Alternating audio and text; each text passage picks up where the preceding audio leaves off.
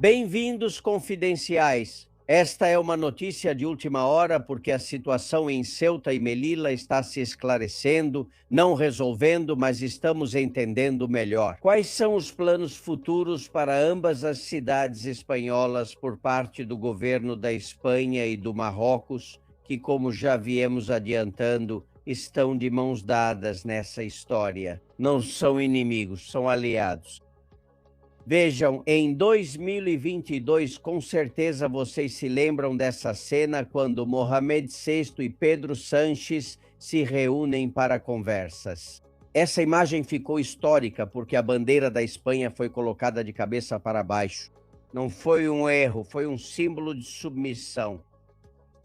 11 meses antes, o Pegasus já havia descoberto todos os segredos de Sánchez, de Marlaska e de muitos outros, supostamente enviados pela inteligência marroquina. Portanto, eles não estavam jogando em igualdade de condições. Marrocos jogava com vantagem.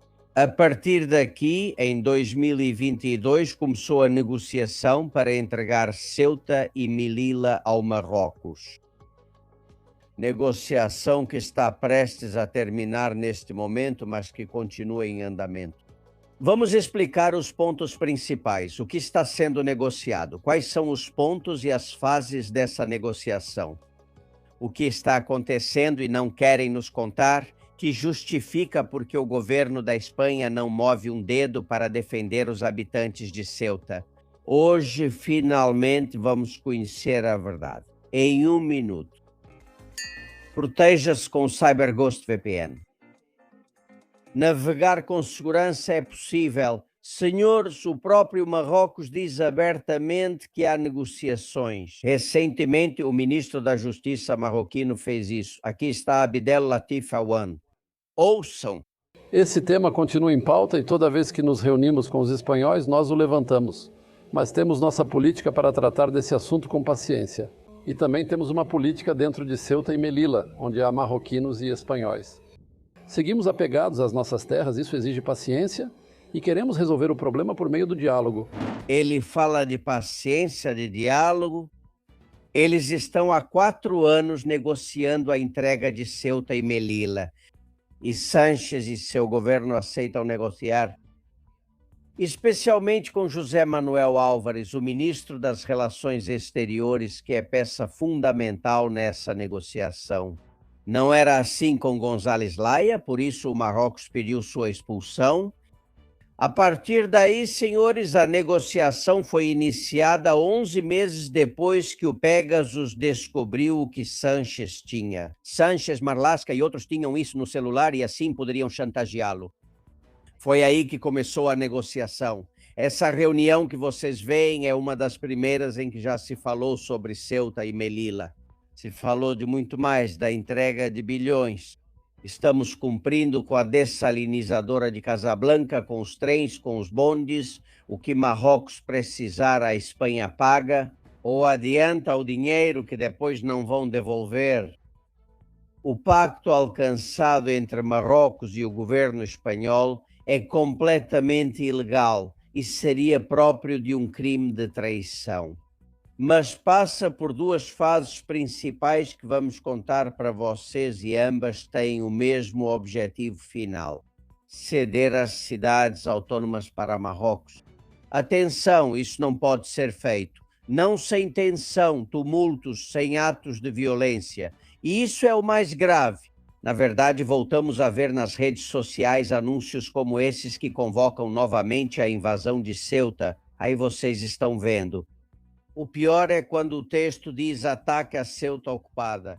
Eles falam de uma cidade ocupada. Eles vão tentar de novo ainda neste mês de agosto e nos próximos meses. O CNI encontrou essas mensagens em redes sociais marroquinas e o que elas mostram é que o grau de violência aumentou. Eles não vão mais com cartazes pedindo documentos. Eles vão dar um passo além.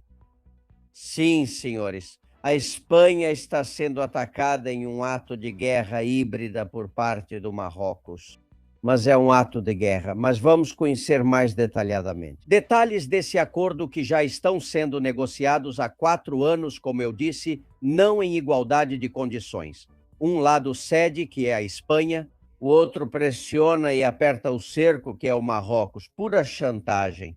A Espanha nunca soube negociar de igual para igual com o Marrocos, pelo menos desde que este governo está no poder. Olhem, a primeira fase deste acordo prestes a ser concluída é a conciliação. Co-governança de Ceuta e Melilla por parte do Estado espanhol e do Estado do Marrocos.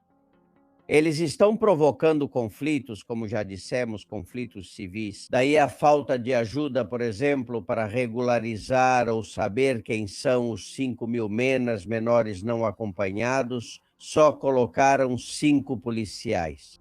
Por quê? Porque assim o caso não se resolve. E eles ficam em Ceuta, que é o que desejam. Não querem que venham para a península, embora tenham deslocado alguns. Querem que permaneçam em Ceuta e que pouco a pouco a população marroquina em Ceuta aumente. Se os conflitos entre os próprios imigrantes ilegais e os ceutenses aumentarem, terão a desculpa perfeita, o pacto, chegar a um ponto de paz, a concórdia. Essas palavras que tão bem sabe manipular tão bem. Sánchez e sua equipe de governo servirão para chegar a um acordo de cogovernança entre Marrocos e Espanha, para acalmar os ânimos, para pacificar Ceuta. Lembram? Já fizeram isso na Catalunha. Quando destruíam a Catalunha com um processo e uma independência em um referendo ilegal que fez Sánchez dar tudo o que pediam para pacificar o país. Não com acordos de igual para igual, mas cedendo tudo a eles em troca de permanecer no poder. É exatamente o mesmo padrão que o governo Sánchez vai seguir em Ceuta. Como eu digo, essa será a primeira fase.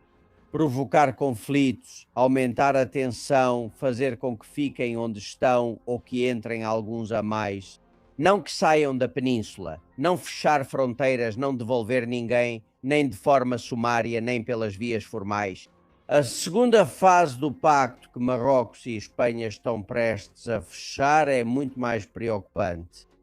Mas para chegar a ela, e agora vou-te contar, é preciso aumentar a população marroquina em Ceuta e Melilla.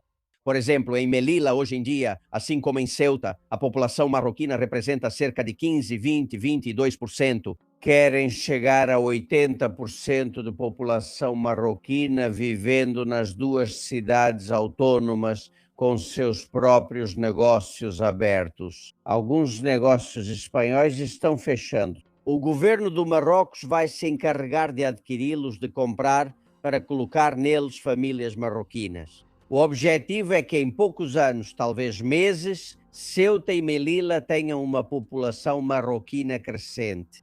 E os ceutenses e melilhenses que abandonarem suas casas, seus negócios e forem para a península, isso é o pior desse plano, expulsar aqueles que sempre estiveram ali. Além disso, pessoas absolutamente tolerantes com todas as religiões, pacíficas, muito espanholas, mais do que em qualquer outro lugar da Espanha. Querem tirar eles do seu lugar de origem para ir introduzindo a população marroquina. Não qualquer um, especificamente pessoas selecionadas, famílias escolhidas pelo governo de Rabat para aumentar a população em número e rapidamente. Quando essa população atingir, como eu disse, 80% dos cidadãos que vivem em Ceuta e Melilla, é quando, segundo o que foi acordado pelos dois governos, seria cedido a titularidade de ambas as cidades autônomas para Marrocos. Sim, é um crime de alta traição. Isso está sendo negociado há 4 anos. As desculpas que apresentem, os eufemismos que utilizem, a manipulação dialética que façam, pouco importa, não é mesmo? Já sabemos como eles distorcem a linguagem para fingir que estão fazendo algo benéfico, quando, na verdade, são decisões infernais e que vão contra todas as leis espanholas. A principal delas, a Constituição.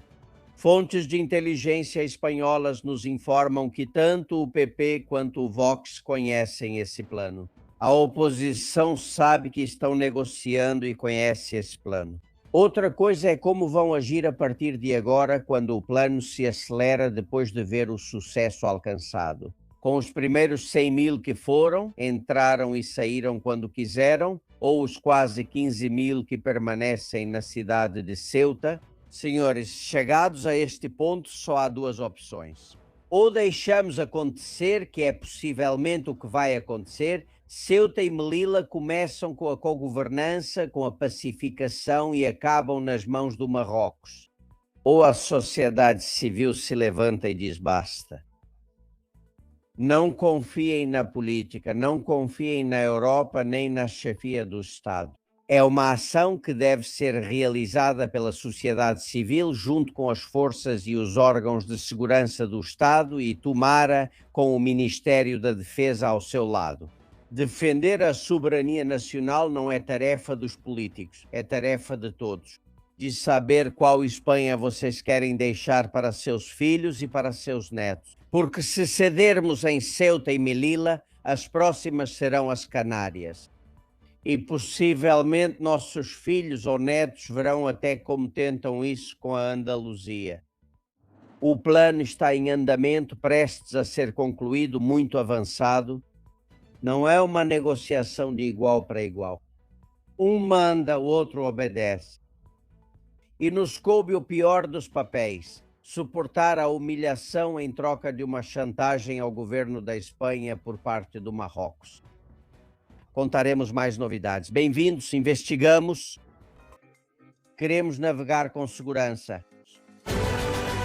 Castillón Confidencial, de Albert Castillón.